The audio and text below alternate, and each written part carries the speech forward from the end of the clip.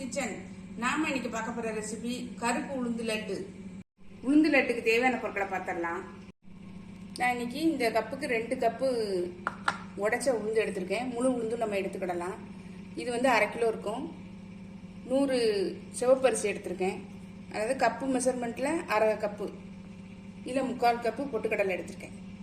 அந்த கப்புக்கு 2 கப்பு நாட்டு சக்கரை எடுத்திருக்கேன். 3/4 கப்பு நல்லெண்ணெய் எடுத்திருக்கேன். ஒரு சின்ன துண்டு சுக்கு, 3 ஏலக்காய். அடுப்பில் பேன் வச்சுருக்கேன், சூடாயிட்டு இருக்கு. நம்ம இப்போ இந்த உடைச்ச உளுந்து இதில் சேர்த்துடலாம். மீடியம் ஃப்ளேமில் வச்சு கருகிராமல் மெதுவாக வறுக்கணும்.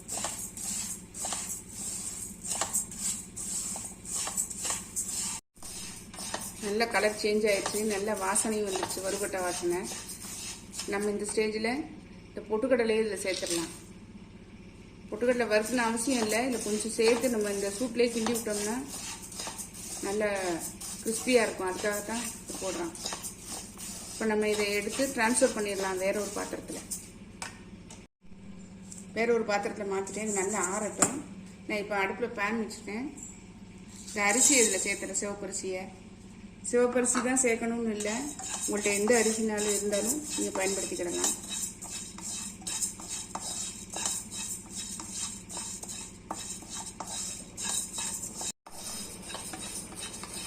அரிசி நல்லா பொரிய ஆரம்பிச்சிருச்சு. இந்த ஸ்டேஜில் சுக்கையும் ஏலக்காவும் இதில் சேர்த்துட்டோம்னா இதுவும் கொஞ்சம் கிறிஸ்பி ஆயிடும். மிக்சியில் போட்டு அரைக்கிறதுக்கு வசதியாக.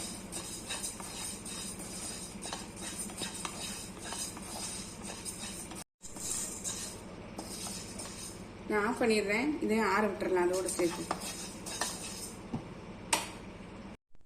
நல்லா ஆறிடுச்சு. நம்ம இப்போ இதில் மிக்சி ஜாரில் மாற்றிட்டு அரைச்சிடலாம். பாதி பாதியாக போட்டுக்கலாம்.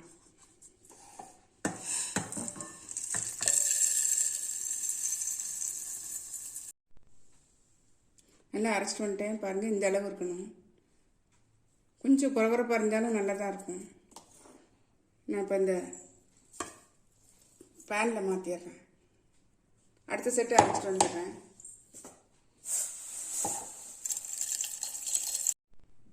இதை அரைச்சிட்டு வந்துட்டேன். இதையும் இதில் சேர்த்துட்றேன்.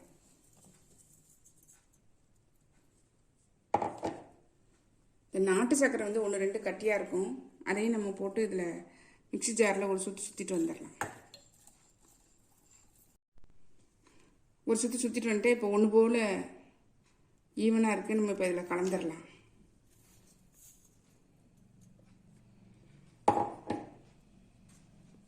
நல்லா மிக்ஸ் பண்ணி விட்டுறலாம்.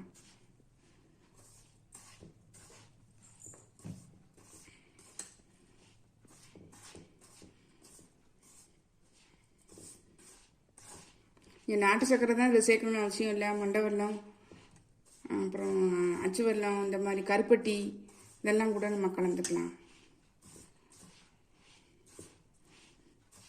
நல்லா கலந்தாச்சு. இப்போ இந்த எண்ணெயை வந்து சூடு பண்ணிடலாம். அடுப்பை வச்சு அடுப்பில் பேன் வச்சுருக்கேன். இந்த எண்ணெயை வந்து ஊற்றி சூடு பண்ணிடலாம். எண்ணெய் வந்து கொதிக்கக்கூடாது, ஆவி பறக்கிற அளவு இருக்கக்கூடாது. லைட்டாக சூடானா போதும். எண்ணெய் ஓரளவு சூடாயிடுச்சு. நான் இப்போ அடுப்பை ஆஃப் பண்ணிடுறேன்.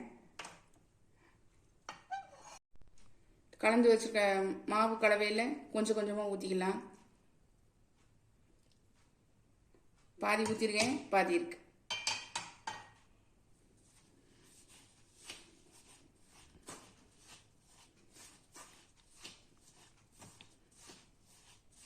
நம்ம நல்லெண்ணெய் ஊற்றணும்னு அவசியம் இல்லை. சில பேர் வந்து நெய் விரும்புவாங்க. நெய்யும் கூட உருக்கி சேர்த்துக்கலாம்.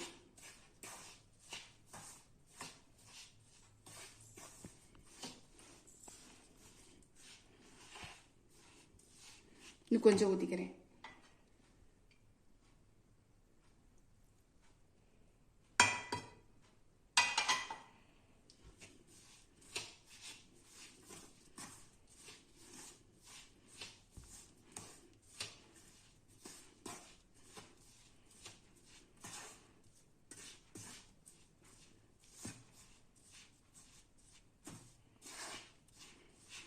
கொஞ்சம் கை பொறுக்கிற சூடு வந்த உடனே நம்ம பிடிச்சிடலாம். நல்லா ஆறிடுச்சு கை பொறுக்கிற அளவுக்கு. நம்ம வந்து லட்டுகளாக பிடிச்சிடலாம்.